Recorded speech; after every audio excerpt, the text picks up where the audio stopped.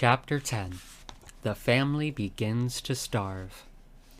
During the next 2 weeks, the weather turned very cold. First came the snow.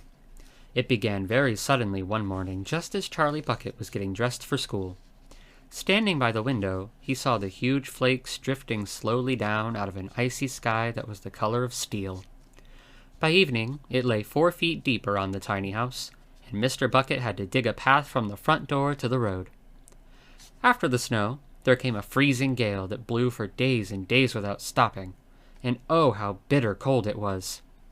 Everything that Charlie touched seemed to be made of ice, and each time he stepped outside the door, the wind was like a knife on his cheek.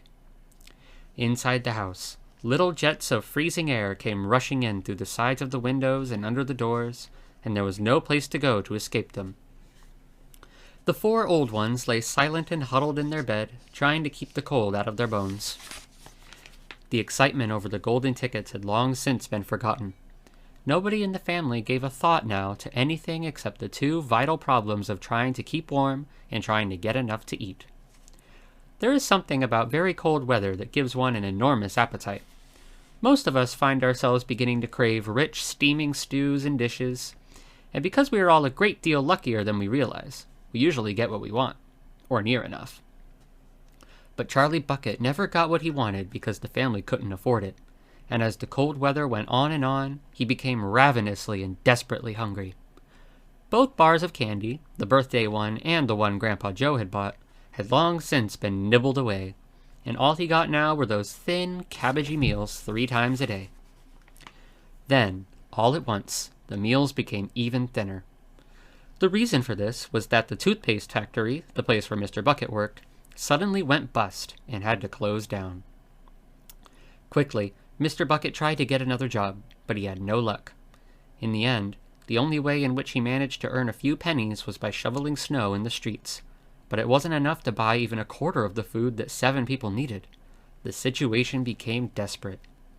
Breakfast was a single slice of bread for each person now, and lunch was maybe half a boiled potato. Slowly but surely, everybody in the house began to starve. And every day, little Charlie Bucket, trudging through the snow on his way to school, would have to pass Mr. Willy Wonka's giant chocolate factory. And every day as he came near to it, he would lift his small pointed nose high in the air and sniff the wonderful sweet smell of melting chocolate.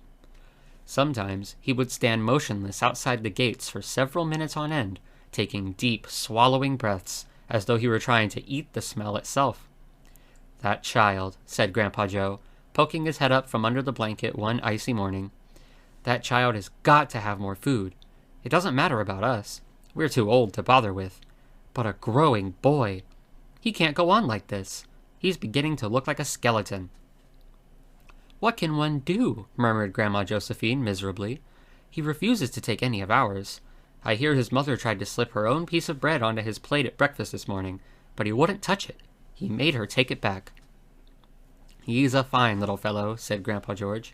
"He deserves better than this." The cruel weather went on, and every day Charlie Bucket grew thinner and thinner. His face became frighteningly white and pinched. The skin was drawn so tightly over the cheeks that you could see the shapes of the bones underneath. It seemed doubtful whether he could go on much longer like this without becoming dangerously ill. And now, very calmly, with that curious wisdom that seems to come so often to small children in times of hardship, he began to make little changes here and there in some of the things that he did, so as to save his strength. In the mornings, he left the house 10 minutes earlier so that he could walk slowly to school without ever having to run. He sat quietly in the classroom during recess, resting himself, while the others rushed outdoors and threw snowballs and wrestled in the snow. Everything he did now, he did slowly and carefully to prevent exhaustion. Then, one afternoon, walking back home with the icy wind in his face, and incidentally feeling hungrier than he had ever felt before, his eye was caught suddenly by a piece of paper that was lying in the gutter in the snow. The paper was of a greenish color, and there was something vaguely familiar about it. Charlie stepped off the curb and bent down to examine it. Part of it was buried under the snow, but he saw at once what it was. It was a dollar bill. Quickly he looked around him. Had somebody just dropped it? No, That was impossible because of the way part of it was buried. Several people went hurrying past him on the sidewalk, their chins sunk deep in the collars of their coats, their feet crunching in the snow. None of them was searching for any money. None of them was taking the slightest notice of the small boy crouching in the gutter. Then was it his, this dollar? Could he have it? Carefully, Charlie pulled it out from under the snow. It was damp and dirty, but otherwise perfect. A whole $1. He held it tightly between his shivering fingers, gazing down at it. It meant one thing to him at that moment. Only one thing. It meant food. Automatically, Charlie turned and began moving toward the nearest shop. It was only 10 paces away. It was a newspaper and stationery store, the kind that sells almost everything, including candy and cigars. And what he would do, whispered quickly to himself. He would buy one luscious bar of candy and eat it all up, every bit of it, right then and there. And the rest of the money he would take straight back home and give to his mother.